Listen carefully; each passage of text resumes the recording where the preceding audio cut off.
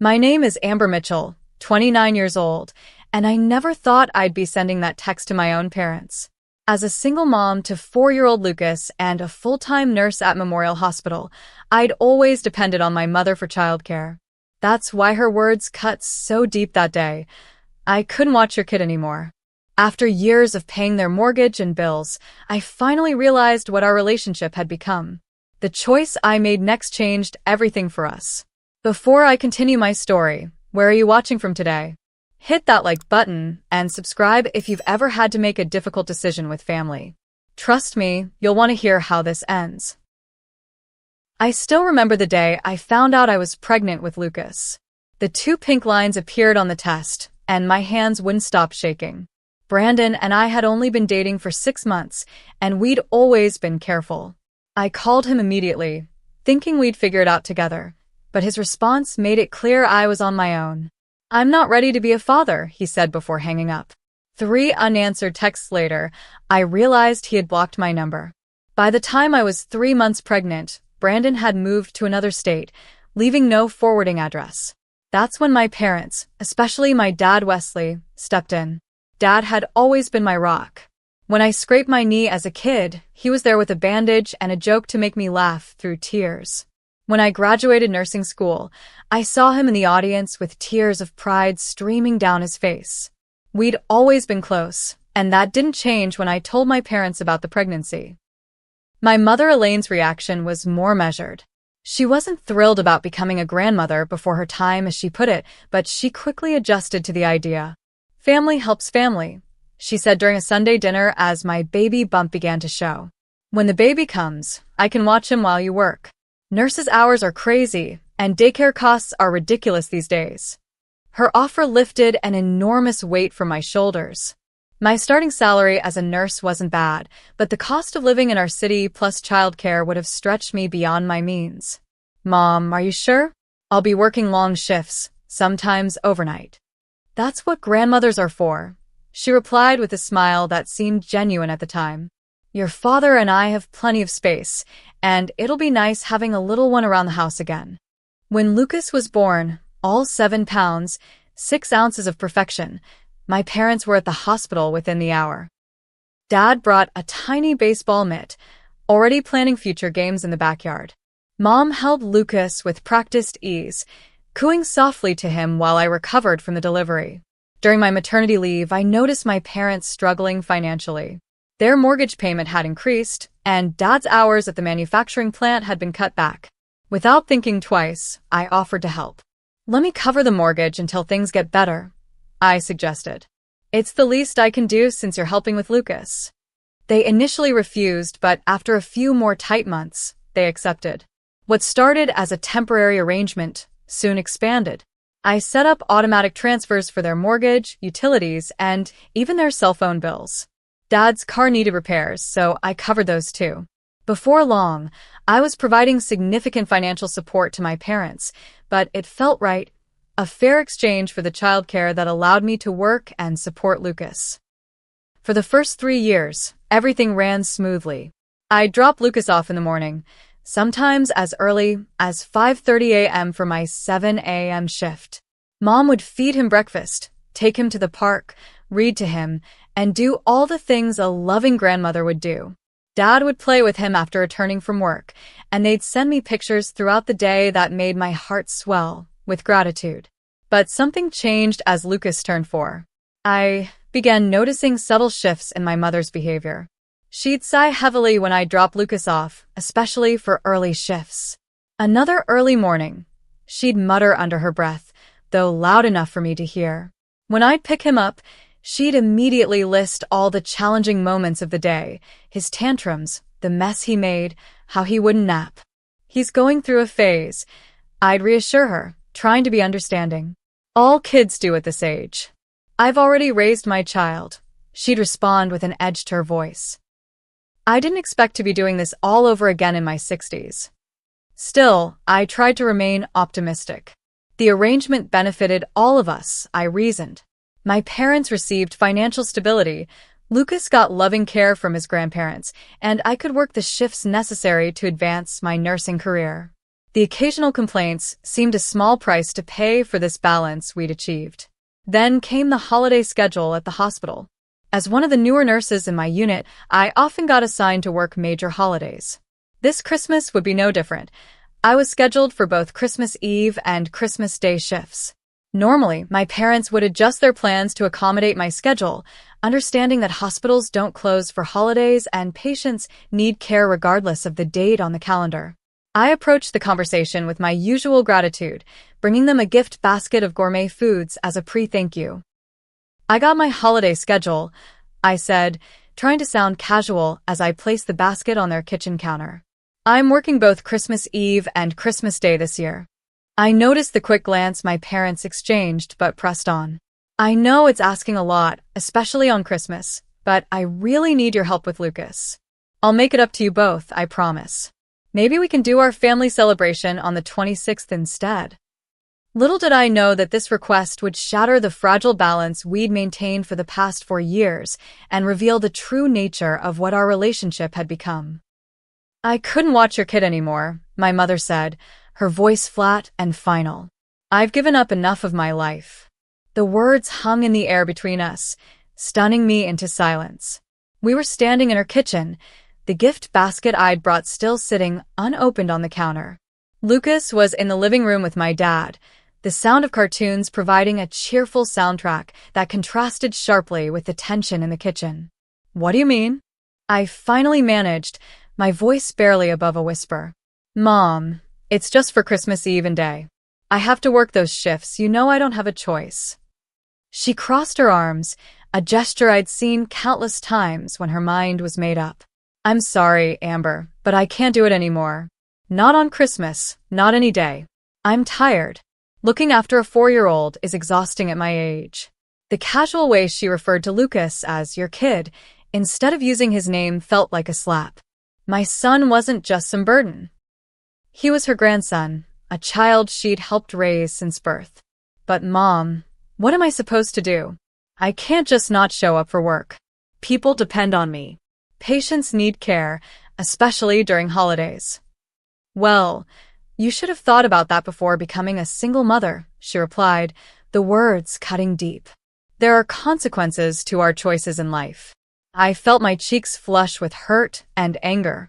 "That's not fair. You offered to help with childcare. We made this arrangement together, and I've been supporting you financially because of it." Her expression hardened. "That's the least you could do considering everything we've done for you. Do you have any idea what it's like to raise a child all over again at our age? We should be enjoying our retirement, traveling, having freedom. Instead, we're tied down with a child again." I glanced toward the living room, making sure Lucas couldn't hear this conversation. The thought that my mother viewed him as a burden was devastating. All this time, I'd believed she loved caring for him, that our arrangement was mutually beneficial. "Dad doesn't seem to mind," I countered, noticing how my father's laugh mingled with Lucas's from the other room. "Your father goes along with whatever keeps the peace," she said dismissively. "But trust me, he's just as tired as I am." I took a deep breath, trying to reason with her. "Mom, I understand it can be tiring. Maybe we can adjust the arrangement somehow? I could try to find additional help for the more demanding days, but I really need you for Christmas. I've been paying your mortgage, utilities, car payments, all to show my appreciation for your help." Her eyes flashed. "So, now you're throwing that in my face? That money is the bare minimum for what we do. Do you know what professional childcare would cost you? Much more than what you're giving us." The conversation was spiraling out of control. I hadn't intended to mention the financial support as leverage, merely as a reminder of our mutual agreement. But her reaction suggested she viewed our entire relationship as a transaction, one where she was getting the worse end of the deal.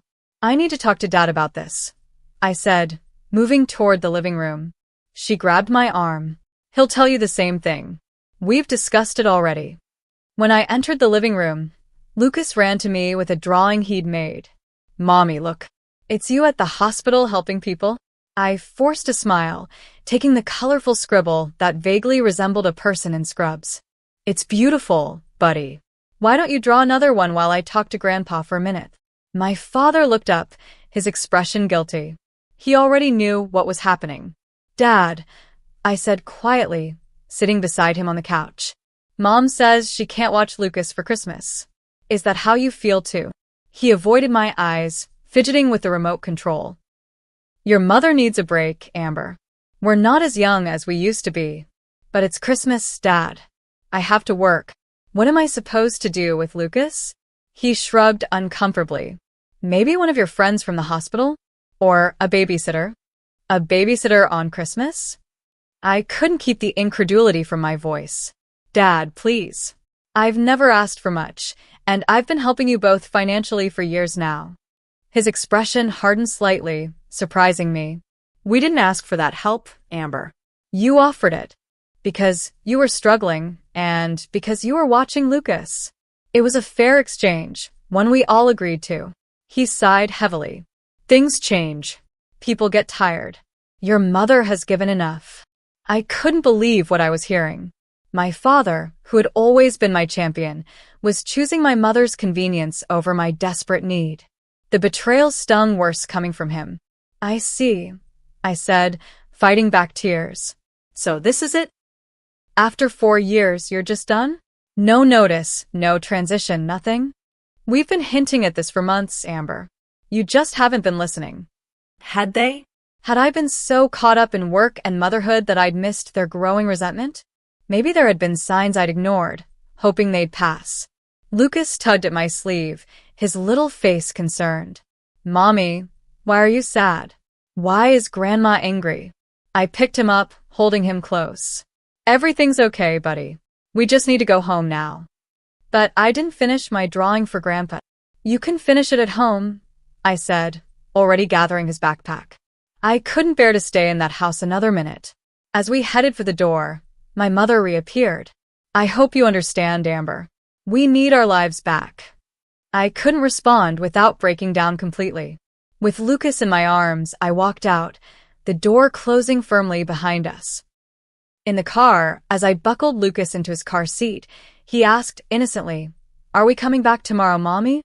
"I don't know, sweetie," I answered honestly, tears finally spilling over. "I don't know." Driving home, panic began to set in. Christmas was less than a week away, and I suddenly had no childcare for my shifts. Every daycare would be closed for the holiday. Friends with children would be celebrating with their own families. The few babysitters I occasionally used had all gone home for the holidays. My phone buzzed with a text from my father. "I'm sorry it came out this way. Your mother has been feeling this way for a while. We should have talked about it sooner." Too little, too late, I thought bitterly. The reality of my situation was crushing. After years of believing we were all supporting each other as a family, I now faced the cold truth. In my parents' eyes, especially my mother's, our relationship had become purely transactional. And they had decided the transaction no longer benefited them. The next few days passed in a blur of desperate phone calls and mounting anxiety. Every potential childcare option for Christmas Eve and Christmas Day led to a dead end. "I'm so sorry, Amber," said Tiffany, a fellow nurse with children around Lucas's age. "We're flying to my in-laws in Denver on the 23rd. Otherwise, I'd absolutely help you out." Mrs. Patel from Lucas's preschool, who occasionally did evening babysitting, was equally apologetic. "We've had our family trip to visit my sister planned for months. Have you tried care.com? Sometimes college students stay local during the holidays." But even the online childcare services yielded nothing. The few sitters who were available wanted triple their usual rates for holiday coverage, amounts I simply couldn't afford, especially while still making payments on my parents' bills. After putting Lucas to bed on the 3rd night of my search, I collapsed onto my couch, utterly defeated. My shift supervisor had made it clear that finding coverage this close to Christmas would be impossible. "We're already short-staffed, Mitchell. Everyone with seniority requested these days off months ago. I need you there." My phone chimed with a notification. A Facebook alert. My mother had tagged my father in a post. Normally, I wouldn't have paid much attention, but the preview caught my eye. Something about finally taking that Florida trip. I opened the app, my hands trembling slightly. There it was, A photo of my mother holding up 2 plane tickets, beaming with excitement. The caption read, "Christmas in the Sunshine State. After years of putting it off, Wesley and I are finally taking that Florida trip. Leaving December 23rd. The timestamp showed she'd posted it just 20 minutes after I'd left their house with Lucas. The realization hit me like a physical blow. My mother hadn't refused to watch Lucas because she was tired or needed a break. She'd refused because they had planned a vacation they hadn't bothered to mention to me before I asked about Christmas childcare. I scrolled through the comments, feeling sick to my stomach. "You deserve this. Enjoy the sunshine," wrote one of my mother's friends. "About time you two did something for yourselves," commented another. My father had responded to the post with a heart emoji and, "Looking forward to some beach time with my beautiful wife." All this time I'd been worrying about burdening them, feeling guilty about asking for holiday childcare, and they had planned a vacation without even telling me. A vacation they could afford because I had been covering their bills for years. With shaking hands, I opened my text messages and found my father's number. I typed, "Just saw Mom's Facebook post about Florida. When were you planning to tell me about this trip?" 3 dots appeared immediately, then disappeared, then reappeared. Finally, his response came through. "We've been talking about it for months. Your mother needed something to look forward to. So, this is why you can't watch Lucas? Not because you're tired, but because you're going to Florida?" This time, his response was quicker. "We're entitled to a vacation, Amber. We haven't had one in years. You could have told me your plans instead of making me feel guilty for asking for help," I wrote back. "I would have understood and tried to find other arrangements earlier." "Your mother didn't want to disappoint you," came his reply. A second message followed. "We didn't think you'd understand." I laughed bitterly at that. They didn't think I'd understand wanting a vacation? Me, who hadn't taken a day off beyond necessary sick days in 4 years. Who worked holidays and weekends to support not only my son but my parents as well. Before I could respond, another text from him arrived. "Don't make your mother feel bad about this. She deserves some enjoyment after everything she's done." Something snapped inside me. I pressed the call button instead of texting back, suddenly needing to hear his voice, to know if he really believed what he was saying. He answered on the 3rd ring, his voice cautious. "Amber." "For years, Dad," I said, not bothering to hide the hurt in my voice. "For 4 years, I've been paying your mortgage, your utilities, your car payments. I've covered emergency repairs, medical bills, everything, all while working full-time and raising Lucas. And you think I wouldn't understand wanting a vacation?" "That's different," he replied defensively. "You offered to help us financially. We didn't ask for it. Because you were watching Lucas. That was our arrangement. And now you're just, what? Backing out with no warning so you can go to Florida?" He sighed heavily. "Your mother needed this break, Amber. You don't understand how demanding it is watching a child at our age. Then you should have said something sooner. We could have worked out a different arrangement. Instead, you've left me with no childcare for Christmas and no way to find any. You're a resourceful girl. You'll figure something out." His dismissive tone stunned me. This was not the father I knew, the man who had always supported me through every challenge. It was as if my mother's resentment had gradually poisoned him against me too. "Put Mom on the phone," I demanded. "She's in the bath, relaxing. I'm not disturbing her." Fine. "Then you can tell her something for me. Tell her I saw her post about the new luggage she bought for the trip too.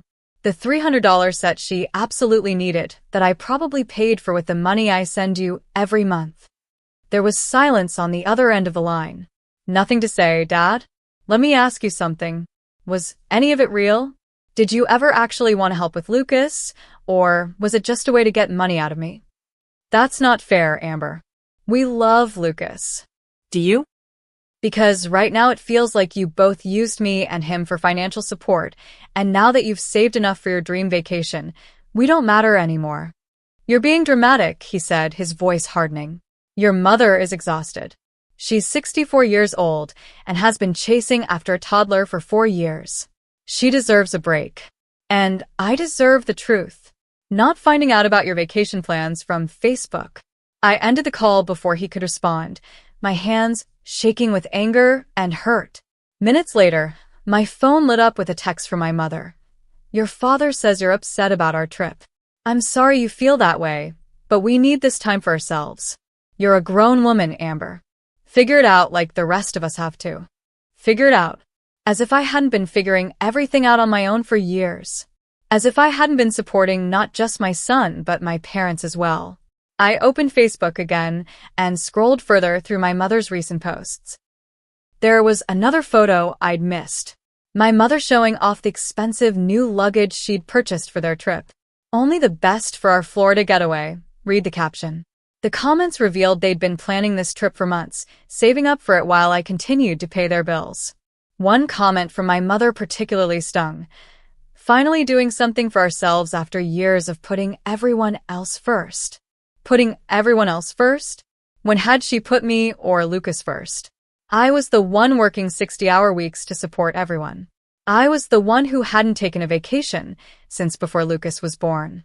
The betrayal cut deep, but something else was emerging through the pain. Anger. White-hot, clarifying anger that burned away the fog of guilt and obligation I'd been living in.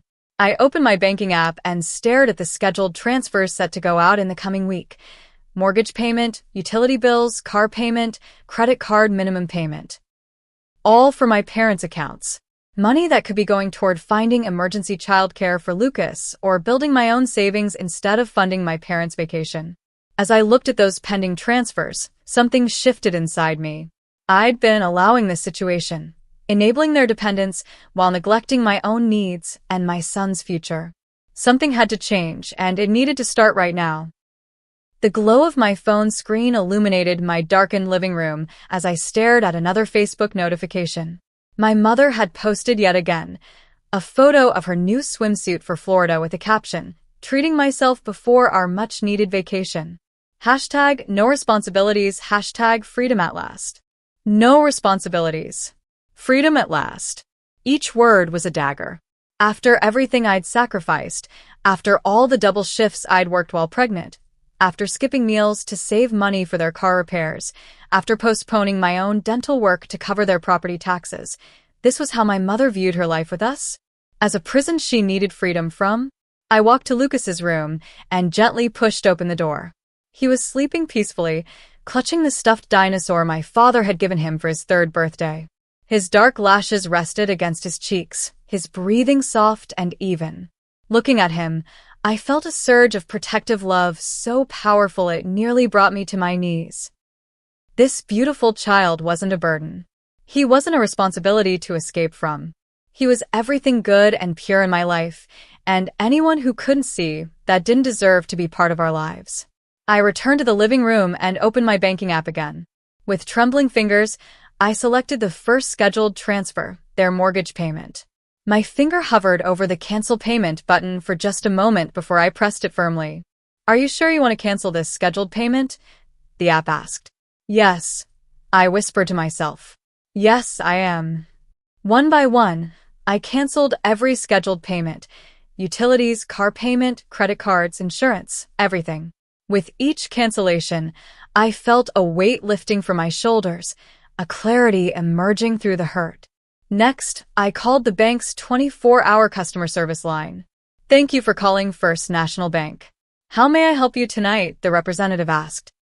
"I need to cancel all recurring transfers from my account," I said, my voice steady and determined. "I'd be happy to help with that. May I ask why you're canceling these payments? Perhaps there's another solution we could offer." "The recipients no longer require my financial assistance," I said simply. After verifying my identity and confirming the cancellations, I hung up and took a deep breath. The financial ties had been cut. Now, for the emotional ones. I opened my messaging app and typed a text to both my parents. "You're on your own now. I've canceled all payments to your accounts effective immediately. Enjoy Florida." Before I could second-guess myself, I hit send. Then I blocked both their numbers and their social media accounts. I knew it was drastic, but I needed space, time to process the betrayal, without their justifications and guilt trips clouding my judgment. For 4 years, I'd worked myself to exhaustion trying to be the perfect daughter and mother. I'd skipped lunch breaks to save money for their bills. I'd worn the same 3 pairs of scrubs until they were threadbare, while my mother bought designer clothes. I'd put off enrolling in the advanced nursing certification program I dreamed of because I couldn't afford the tuition while supporting 3 adults and a child. All those sacrifices flashed through my mind, sacrifices my parents had not only taken for granted, but had come to expect as their due. How had I not seen it sooner? How had I allowed myself to be used this way? The crushing weight of these realizations finally broke the dam, and I sobbed, deep, body-shaking sobs that released years of pent-up exhaustion, resentment, and hurt. I cried for the relationship I thought I had with my parents. I cried for Lucas, who loved his grandparents and wouldn't understand their sudden absence. Most of all, I cried for myself, for the young woman who had tried so hard to please everyone that she'd forgotten to protect herself. When the tears finally subsided, I felt different. Lighter, clearer, and more resolved. The pain was still there, but now it was accompanied by something else: determination. I opened my laptop and began searching again for emergency childcare options. The rates were exorbitant, nearly double my daily contribution to my parents' expenses, but now that I'd reclaimed that money, I could afford it, at least temporarily. An email notification popped up on my screen, a response from an elderly neighbor, Sophia, who lived 2 floors down in our apartment building. I'd reached out to everyone I could think of, including leaving notes in neighbors' mailboxes. Dear Amber, her email read, I would be happy to watch your little boy for Christmas.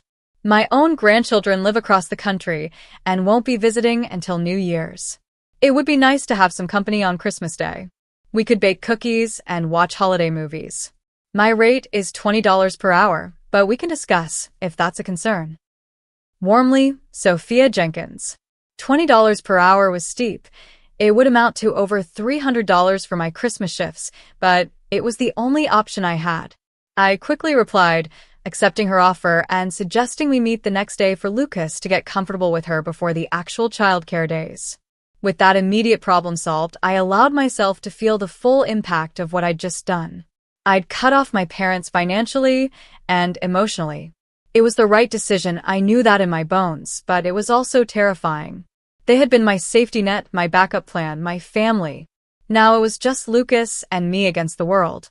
But maybe that was enough. Maybe we were enough for each other. I looked around our small apartment, seeing it with new eyes. It wasn't much, but it was ours. The walls were covered with Lucas's artwork, photos of our trips to the park, the small Christmas tree we'd decorated together. This was our home, our life. And for the first time in years, I felt like I was fully in control of it. We're going to be okay, I whispered to the quiet room. We're going to be better than okay. My phone lit up with notifications, likely my parents trying to reach me through other means now that they'd discovered they were blocked. I ignored them, turning off the device completely. Tomorrow would bring its own challenges, but tonight I needed peace. As I crawled into bed, exhausted but somehow lighter, I made a promise to myself and to Lucas. From now on, we would only allow people into our lives who truly valued us, who gave as much as they took, who saw us as blessings rather than burdens. And if that meant it was just the 2 of us for a while, then so be it. For the first time in years, I fell asleep without worrying about anyone else's needs but our own. The following morning, my phone buzzed incessantly as soon as I turned it back on. 17 missed calls from my parents' landline. 23 text messages from unknown numbers, likely my parents using friends' phones to bypass my blocks. 5 voicemails. I deleted the texts without reading them and hesitated over the voicemails. After a moment's deliberation, I decided to listen, needing to know what I was dealing with. The first was from my mother, her voice shrill with indignation. Amberlyn Mitchell, what do you think you're doing? We just got a notice that our mortgage payment was rejected. Call me back immediately. The second, also from her. This is completely unacceptable behavior. After everything we've done for you and that child, this is how you repay us? By trying to make us homeless.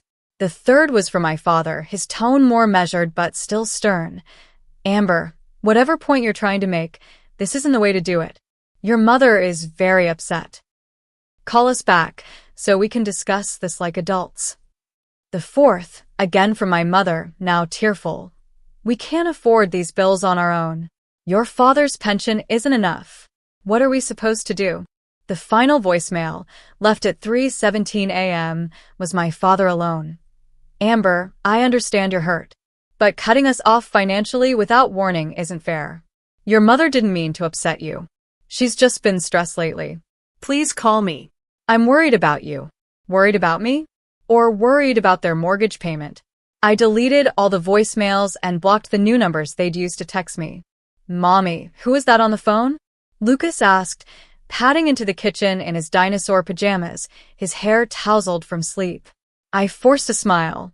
Just some work stuff, buddy. How about pancakes for breakfast? While Lucas ate, I checked my email and found messages from relatives I rarely spoke to. My mother had clearly been busy, enlisting family members to pressure me into restoring the financial support. Amber, your mother called very upset, wrote my Aunt Susan. She says you've cut them off without warning. I'm sure there's been a misunderstanding.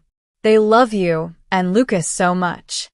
I closed my laptop, unwilling to deal with the family drama. They were hearing only my mother's version of events, one that undoubtedly cast her as the victim. At 10 a.m., the doorbell rang.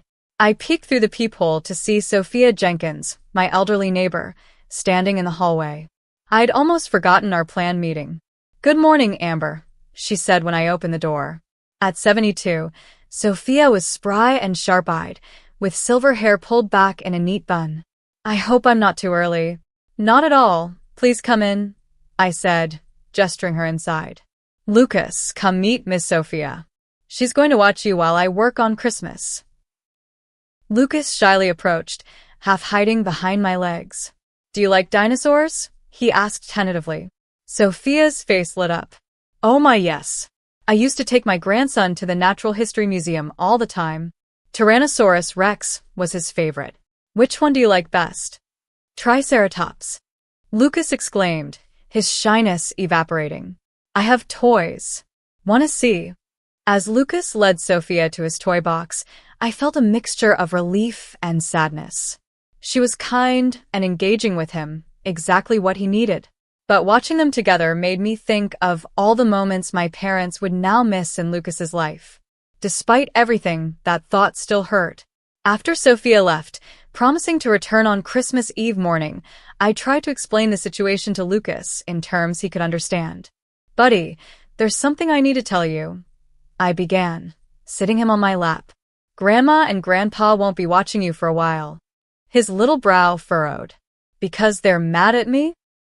No, sweetheart, absolutely not, I said firmly, hugging him close. They're not mad at you. Grandma and Grandpa are going on a trip, and then, well, we're going to spend some time just us for a while. But what about Christmas?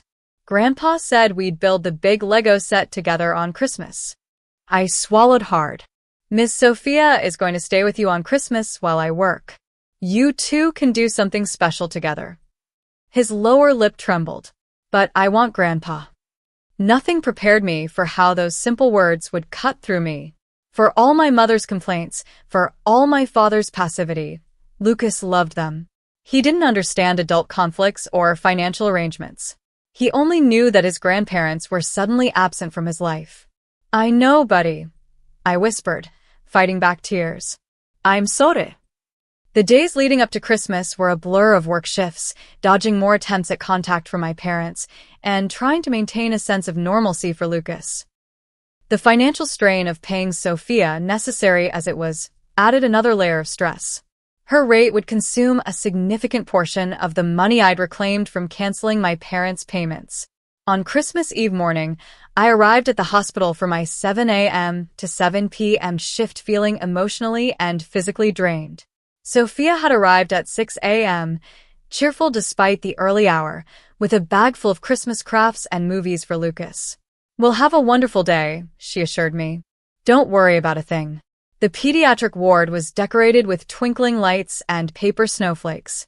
Normally, the festive atmosphere would lift my spirits, but today it only emphasized everything that had gone wrong. "You look like you could use this," said Rachel, a fellow nurse, handing me a cup of coffee during our brief morning break. Rough night. I'd worked with Rachel for years, but had always kept my personal struggles private. Today, however, the weight was too much to bear alone. My parents bailed on watching Lucas for Christmas so they could go to Florida, I found myself saying, after 4 years of me paying their bills in exchange for childcare. Rachel's eyebrows shot up. "Wait, you've been paying their bills? All this time?" I nodded, the reality sounding even more ridiculous when said aloud. Mortgage, utilities, car payments, everything. And then they just decided they were done. No notice, nothing. That's messed up, Amber. I had no idea you were carrying all that. I've hired a neighbor to watch Lucas, but she charges $20 an hour. That's more than I make after taxes. Rachel placed a hand on my shoulder. "Why didn't you say something sooner? We could have helped, maybe adjusted some shifts." "I'm used to handling things on my own," I admitted. "That's the problem," she said gently. "You shouldn't have to." When our break ended, I returned to my patients with Rachel's words echoing in my mind.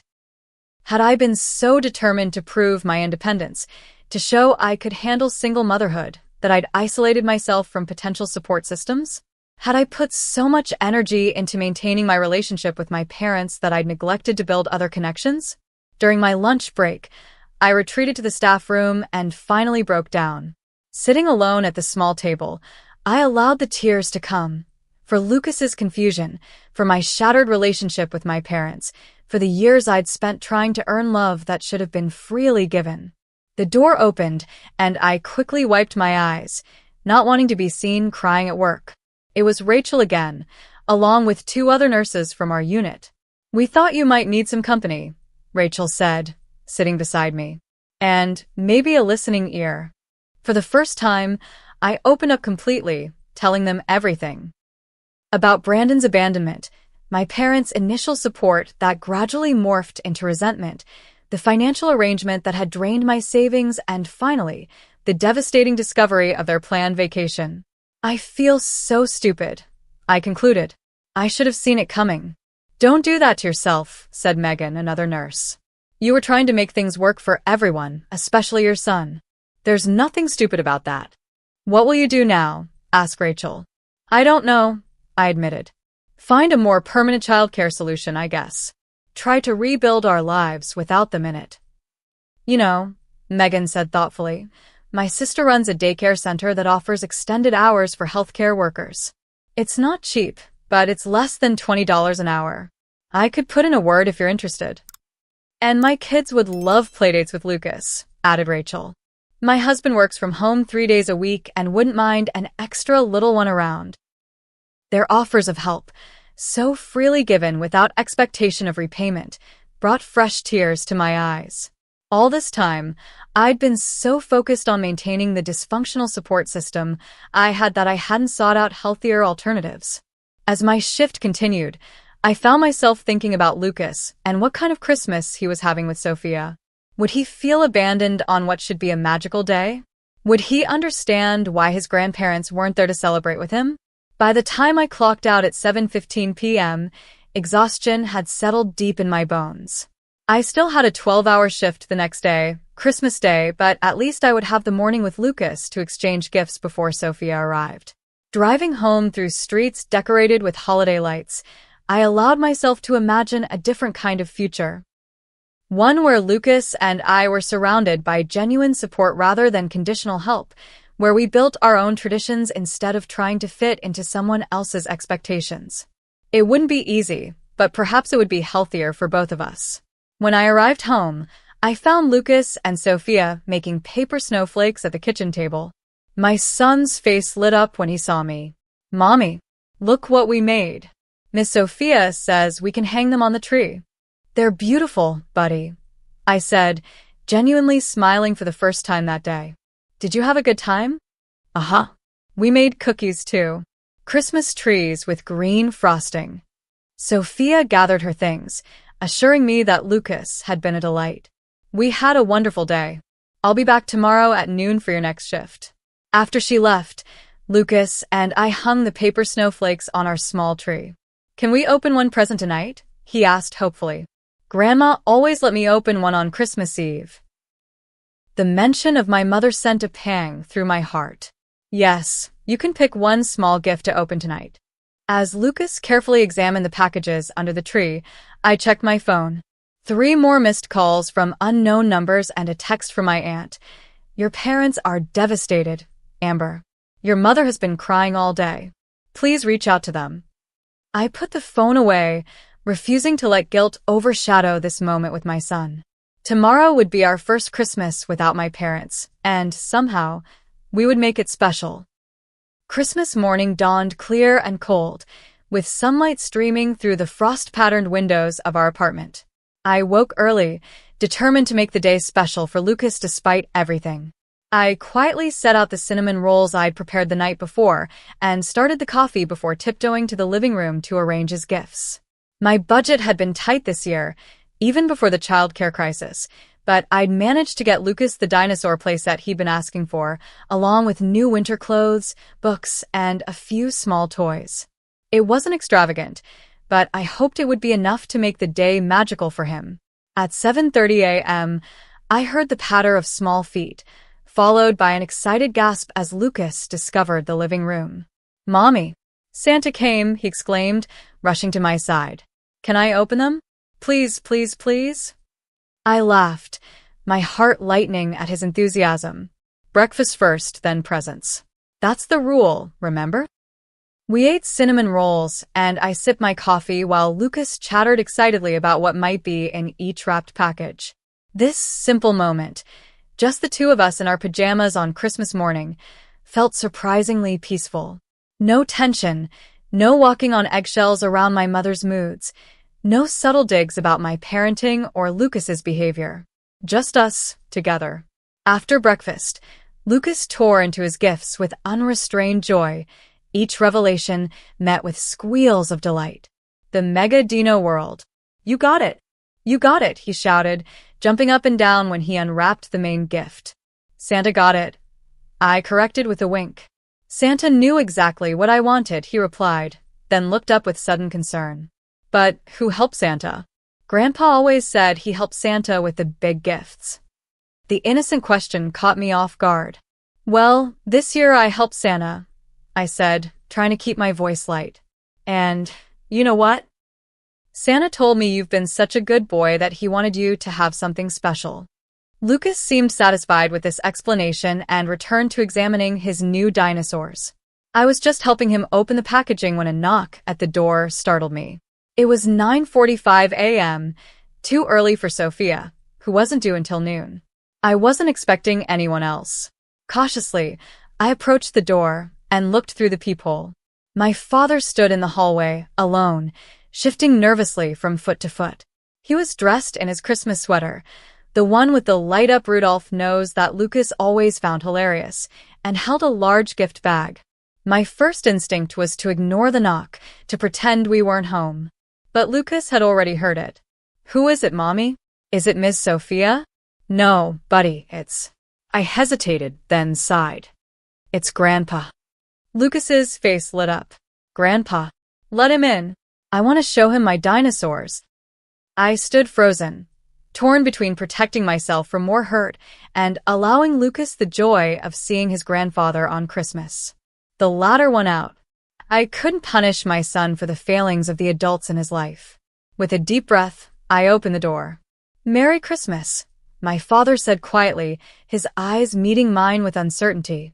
Before I could respond, Lucas started past me. Grandpa, Santa brought me the Mega Dino World, the one you showed me in the store. My father's face softened as he looked down at Lucas. Did he now? That's wonderful, buddy. Santa must know what a special boy you are. I stepped back, allowing him to enter but maintaining an emotional distance. I thought you'd be in Florida by now, I said, my voice carefully neutral. I didn't go, he replied, setting the gift bag down. Your mother went ahead without me. This revelation surprised me. My parents rarely did anything separately, especially not vacations. Why? He gestured toward the couch. Can we talk? Please. Lucas had already returned to his new toys, making dinosaur sounds as he arranged them on the coffee table. I nodded reluctantly, and we sat at the kitchen table, far enough from Lucas that he wouldn't overhear our conversation, but close enough that I could keep an eye on him. "I couldn't go through with it," my father began, his voice low. "After you blocked our numbers and canceled the payments, your mother and I had a big fight. She wanted to use the emergency credit card to go to Florida. Anyway, I told her I thought what we'd done to you was wrong." I remained silent, unwilling to make this easier for him. "She went alone," he continued. "Said she deserved the vacation after everything. But I couldn't enjoy myself knowing what we'd done to you and Lucas." "And what exactly did you do to us, Dad?" I asked, needing to hear him acknowledge it. He looked down at his hands, weathered and calloused from years of work. "We used you, Amber. We took advantage of your generosity and your love for us. We accepted your financial support while resenting the very thing that prompted it, caring for Lucas." The admission hung in the air between us. "At first, it wasn't like that," he continued. "In the beginning, we genuinely wanted to help. Your mother loved taking care of Lucas when he was a baby. But as he got older, more active, more challenging, she started to see it as a burden rather than a joy. And I—" He paused, visibly struggling. "I failed you both by not speaking up when I saw what was happening. I let her resentment grow without addressing it, and I let her take advantage of your financial support. Why didn't you just talk to me?" Asked, the hurt still raw. "We could have figured something out. Instead, you let me find out about your vacation plans from Facebook after making me feel guilty for asking for Christmas childcare." "I have no excuse," he said simply. "I was a coward. I didn't want to upset your mother, and I didn't want to admit what our relationship had become. It was easier to go along with her than to face the truth." I studied my father's face, noting the dark circles under his eyes and the slump of his shoulders. He looked older than he had just a week ago, worn down by the weight of his choices. "I'm not here to ask you to restore the financial support," he said firmly. "That's not why I came. I came because I was wrong, and I needed to tell you that face to face. And because I couldn't bear the thought of Lucas not having anyone to watch him on Christmas while you work." I raised an eyebrow. "So you knew I was working today?" He nodded. "I called the hospital yesterday, pretending I needed to reach you about a family emergency. They told me you were scheduled for both Christmas Eve and Christmas Day. I found someone to watch him," I said. "An elderly neighbor. She's coming at noon. Call her.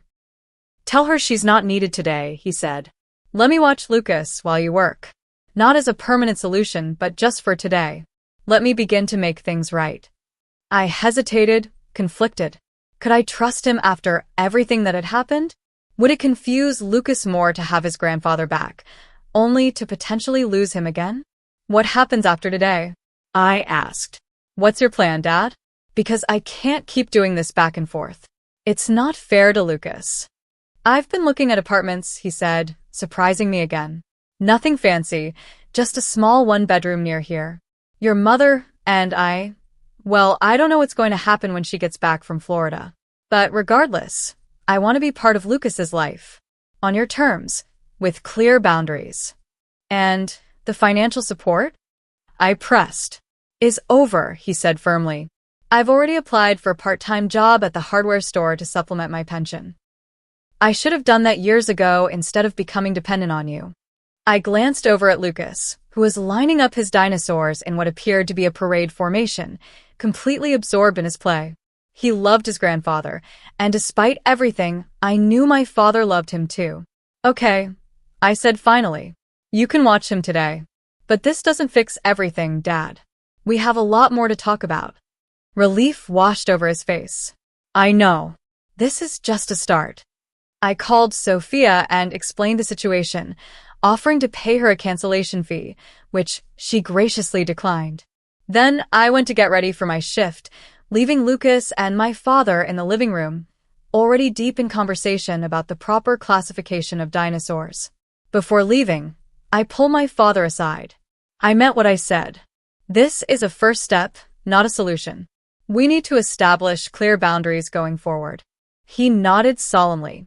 "I understand. And Amber, thank you for giving me this chance." I don't deserve it, but I promise I won't waste it. As I drove to the hospital, I felt a cautious optimism taking root alongside the hurt and disappointment. My father's apology hadn't erased the pain of my mother's rejection or the years of imbalance in our relationship, but it was a beginning, an acknowledgement of the problem and a willingness to change. For the first time in years, I felt like we might be moving toward a relationship based on mutual respect rather than financial dependency and obligation. It wouldn't be easy, and the road ahead was uncertain, especially with my mother still clinging to her resentment. But for Lucas's sake, and for my own, I was willing to try, with clear eyes, firm boundaries, and the wisdom that comes from finally recognizing your own worth. 3 months had passed since that pivotal Christmas day, and spring was beginning to emerge in tentative buds and warmer breezes. I sat on a park bench, watching Lucas chase bubbles with my father across the playground, their laughter carrying on the wind. "Higher, Grandpa. Blow them higher," Lucas shouted, jumping to catch a bubble that floated just beyond his reach. My father obliged, his face alight with genuine joy as he watched his grandson's antics. At 65, he seemed younger now than he had in years, more energetic, more present, more authentic in his interactions with both of us. True to his word, he had rented a small one-bedroom apartment just 10 minutes from ours. The hardware store had hired him for 20 hours a week, which, combined with his pension, allowed him to support himself modestly but comfortably. More importantly, he had become a consistent, positive presence in Lucas's life. Picking him up from his new daycare 2 afternoons a week, taking him to the park on weekends, and being the grandfather he'd always had the potential to be.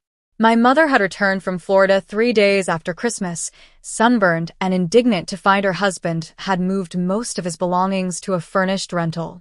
Their confrontation had been predictably explosive, with my mother furious about both his betrayal and the cessation of my financial support.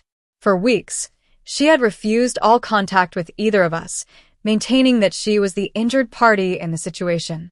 Even now, 3 months later, her interactions with Lucas were strained and infrequent, a sharp contrast to my father's devoted involvement. "Mommy, look. I caught one," Lucas called, running toward me with his hands cupped carefully around a captured bubble that would inevitably pop before he reached me. "Wow. "That's amazing, buddy." I cheered him on anyway, knowing that the attempt was what mattered to him. My father followed at a more sedate pace, settling beside me on the bench as Lucas raced back to the bubble wand I'd brought. "He's growing so fast," my father remarked. "Seems like just yesterday he was learning to walk." "Time flies," I agreed, then added with a hint of pointed humor, "especially when you're paying attention." My father acknowledged the gentle dig with a rueful smile. "I deserve that. But I am paying attention now, and I don't intend to miss any more of his childhood than I already have." The past 3 months had seen more honest conversations between my father and me than we'd had in years. Through these talks, often difficult and uncomfortable, we had begun to rebuild our relationship on a foundation of truth rather than convenience or obligation. "Have you heard from Mom today?" I asked, though I already knew the answer. He shook his head. "Not since Thursday, when she called to complain about the property tax bill." My mother's adjustment to the new financial reality had been rocky at best. She'd been forced to take a part-time job as a receptionist at a local insurance office, her first employment in over a decade, and she resented every minute of it. In her mind, I had betrayed her by withdrawing support, and my father had compounded that betrayal by siding with me. "The family therapist thinks she's still in the anger stage," I said, referring to the counseling sessions we'd begun attending together 6 weeks ago. "She hasn't reached acceptance yet." The decision to try family therapy had come after a particularly tense encounter at my parents' house, where my mother had made several passive-aggressive comments about ungrateful children within Lucas's hearing. My father had suggested counseling as a neutral space to work through our issues, and surprisingly, my mother had agreed, though her participation thus far had been more about airing grievances than seeking resolution. "She'll get there," my father said, though his tone lacked conviction. "It's a big adjustment for her." "For all of us," I corrected. "But At least some of us are trying to make it a positive change. And it had been positive, especially for me.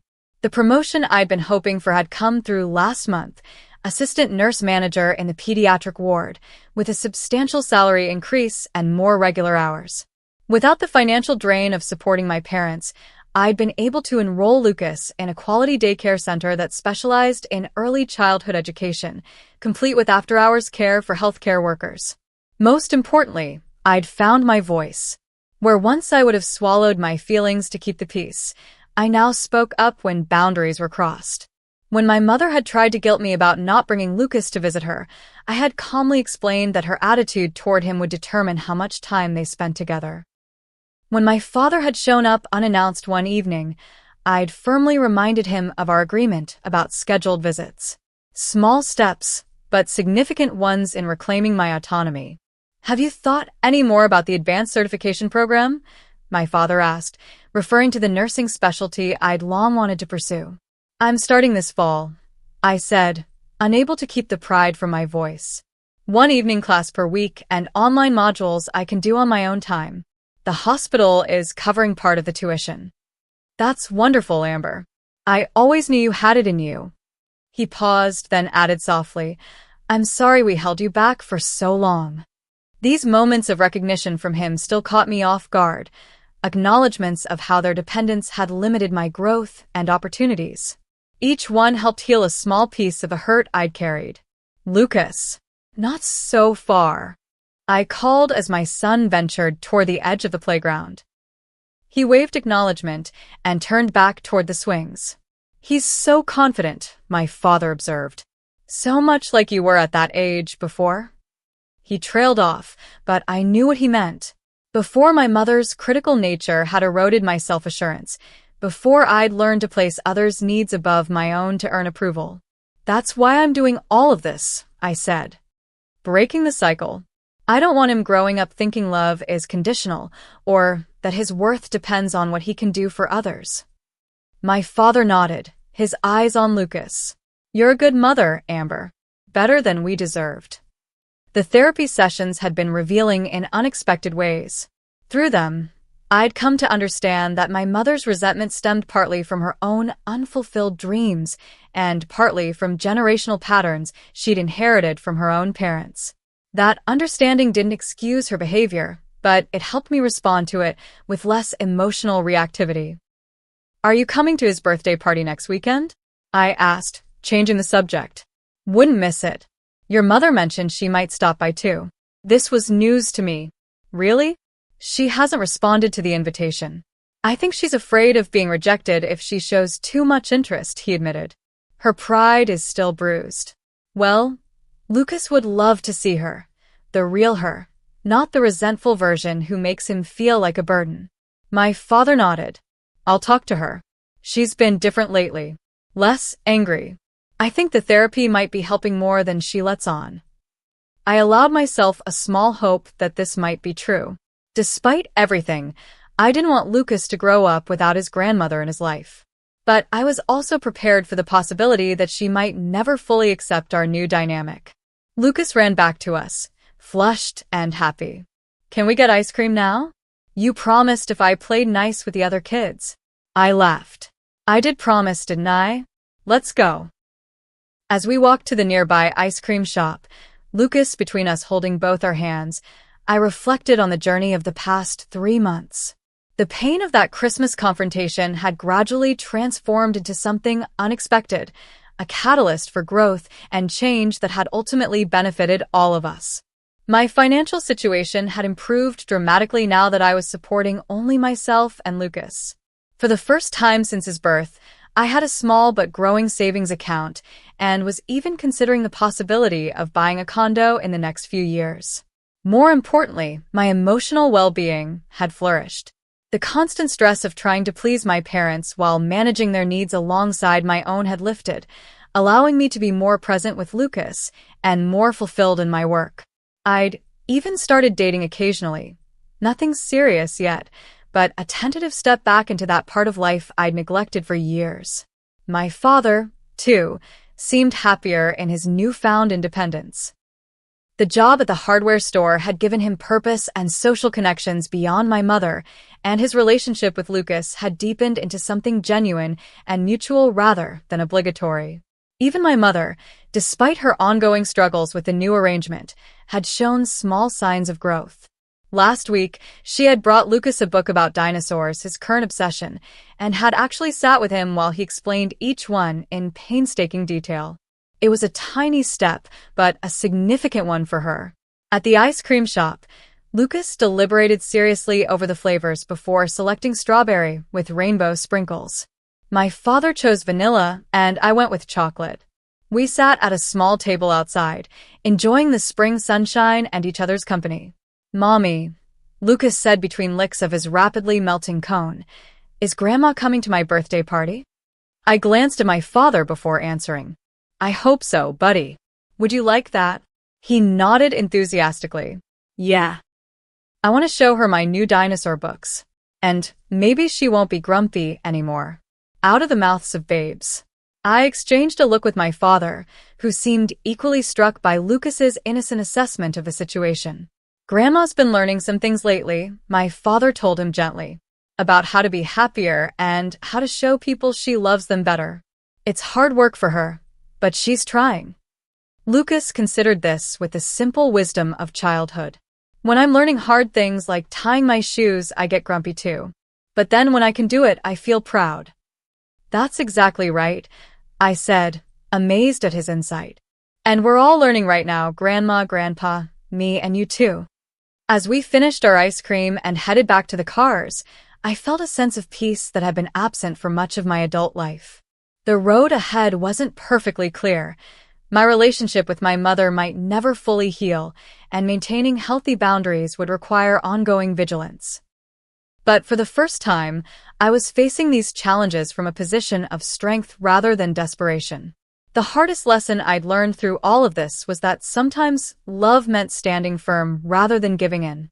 That healthy relationships required mutual respect and reciprocity, not just sacrifice and accommodation. That setting boundaries wasn't selfish, but necessary for genuine connection. These were the lessons I hoped to pass on to Lucas as he grew. That his worth wasn't tied to what he could do for others, that love shouldn't require the diminishment of self, that genuine support flowed both ways. By modeling these truths in my own life, I was giving him a foundation stronger than the one I'd been given. "Same time next Saturday?" my father asked as we reached the parking lot. "Sounds perfect," I agreed. "And Dad? Thank you for being here, really being here for both of us." He embraced me briefly, then knelt to give Lucas a proper bear hug. "Nowhere else I'd rather be." As we drove home, Lucas chattering happily about bubbles and ice cream and dinosaurs, I felt gratitude for the painful awakening that had led us here. Sometimes, the most valuable gifts come wrapped in the most challenging packages. My Christmas text, "You're on your own now," had been born of hurt and anger, but it had ultimately freed us all to build something healthier and more authentic. The journey wasn't over, but we were on a better path now, one where love was demonstrated through respect rather than financial transactions, where boundaries were honored rather than resented, where each of us could grow into our best selves instead of remaining locked in dysfunctional patterns. And that was a gift worth every difficult moment along the way. What about you? Have you ever had to set difficult boundaries with family members who took advantage of your generosity? How did you find the strength to stand up for yourself? Share your experiences in the comments below, and don't forget to like, subscribe, and hit that notification bell if you want to hear more stories about navigating complex family dynamics. Thank you for listening to my story, and remember, sometimes the hardest decisions lead to the most beautiful beginnings.